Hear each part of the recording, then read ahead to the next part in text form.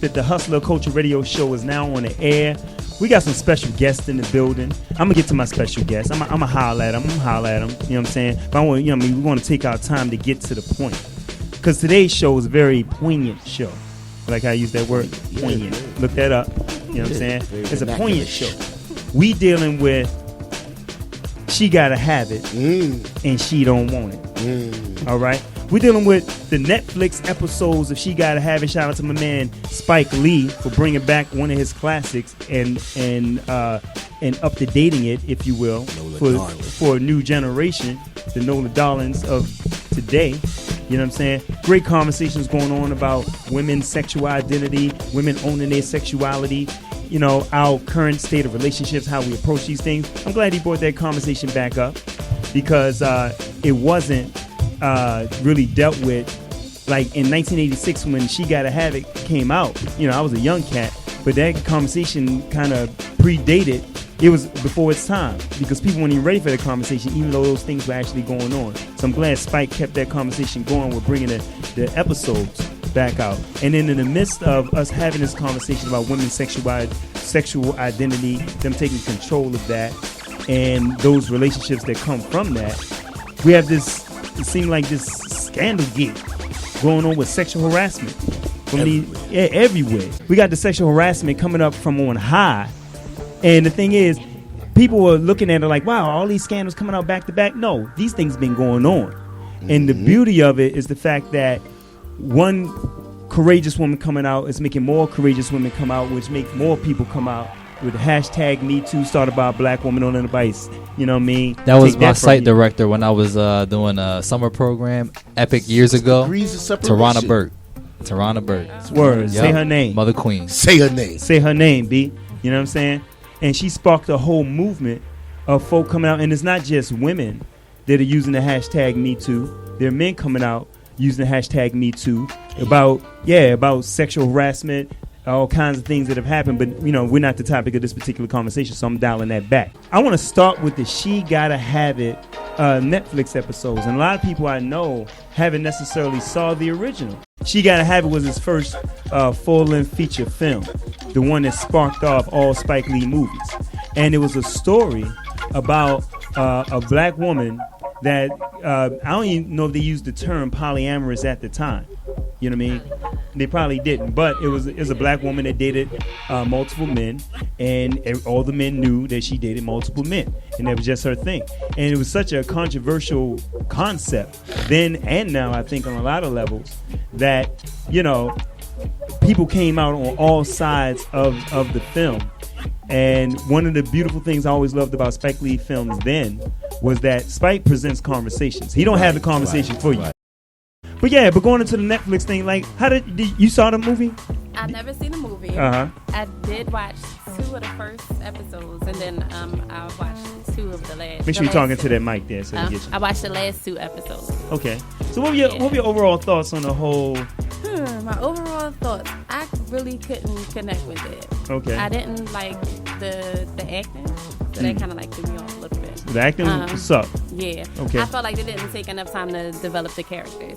Okay. But that's just my opinion. I do dig the art though. Like I like that concept of it. That's what's up. I mean, what about the overall conversation about like women?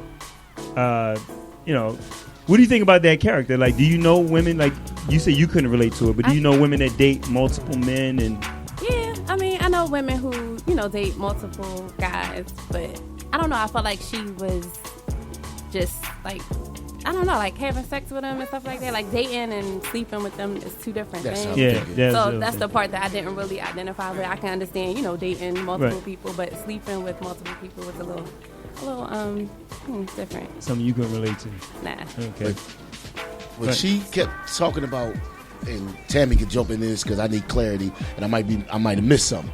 She kept saying she was trying to identify herself, like I'm claiming myself and identifying myself, and that part she was using like sexuality to identify herself. Like I was trying to make that connection. How does identifying herself and claiming herself, her own voice, her own body, her own spirit relates to don't want to say promiscuity. I can't say Promiscuity. it. Don't want to say it, can't say it. But how does that relate to the sleeping 3 or 4 people? And women, first of all, is that considered promiscuity? Because people got different definitions of that, like Of what, promiscuous? being promiscuous. But anyway, how you want it? What you think? Go ahead. No, I mean, Talking to the mic. I mean, I didn't get that. I don't recall her saying that. I mean, definitely, I don't know. Maybe 1 or 2, maybe that would sleep with more. Most women that I know would sleep with one guy, whether that guy was the one that she wanted to be with or not. It was like a safe guy, because women need sex too. So it would be like a guy that you can sleep with and it's cool or whatever, but like you could still date Well, you said however many people. you don't remember the call. Like, I heard her say that several times. Like, this is who I am. I think I heard her say that to the therapist, but she also had a hard time with people labeling her a freak.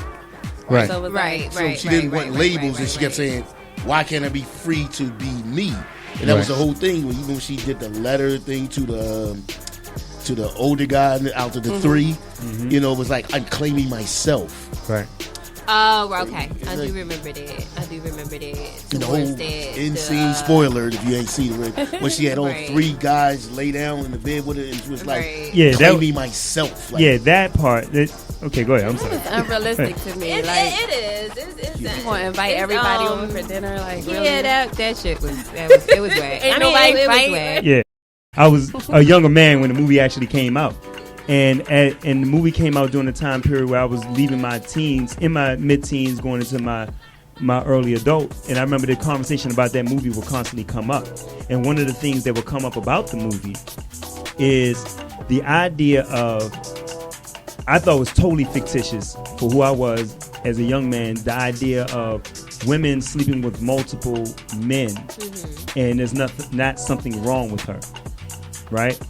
That's why, because when the movie started with the idea, first of all, I want to clarify my name or clarify my position. I'm not a freak, right? And then when I found out what the movie's about, I said, oh, where I come from, we call them freaks. You know what I'm saying? Oh, yeah, she a freak, boy. Anybody can slide through there. And that was a label. I think that's a big part of it. It's like when you say that's like she gotta have it, but she don't mean she gotta have it from you.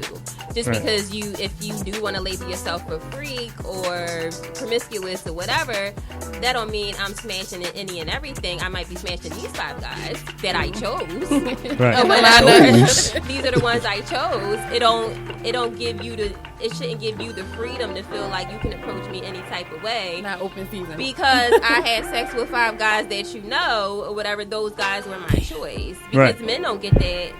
Right. What? It's not anybody. It's the 3 men. But in her case, the 3 men that she chose. You saying, and both of y'all agree, let me know, that you shouldn't be labeled. But in the real world, you if are. I know, yeah, and I say I mean, I'm speaking for men as a group.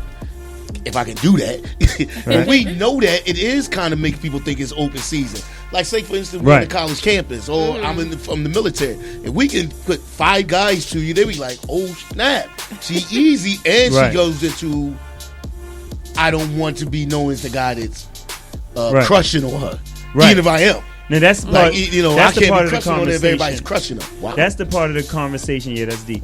That's part of the conversation I kind of want to get into, because it kind of segues into the aspect of sexual harassment. And I thought that it was like how they handled that in the movie, because again, we're talking about, number one, we in the culture of most of the men that I know, in the culture that I came in, we usually operate from a double standard, meaning that